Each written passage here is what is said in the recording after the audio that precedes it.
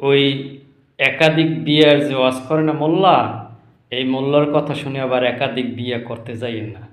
তখন কিন্তু ওই ওই ধনও যাবে, সম্পদও যাবে, মামলা খাবে বোনাস। এই ভাই, আপনি কি ওই মাদ্রাসা আছে মানুষের জাকাত, কোরবানির চামড়া, ফেতরা, দান, সদকা এগুলা আছে আপনার? এই মাদ্রাসা আছে? আপনার কি ওয়াজের দাওয়াত আছে প্রত্যেক রাইতে ওই যে 50,000, 1 লাখ, 2 লাখ ট্রিপ মারে, এগুলি কি আপনার আছে?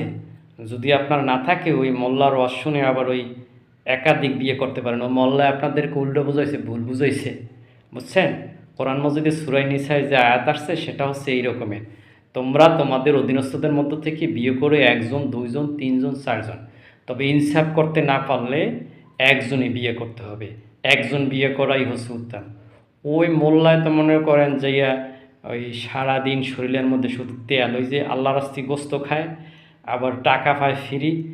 আপনি তো পরিশ্রম করেন, আপনার তো ঘাম ঝরে, তা আপনি ওনার কথা শুনে আবার এই 4টা বিয়ে করতে যাইয়েন না।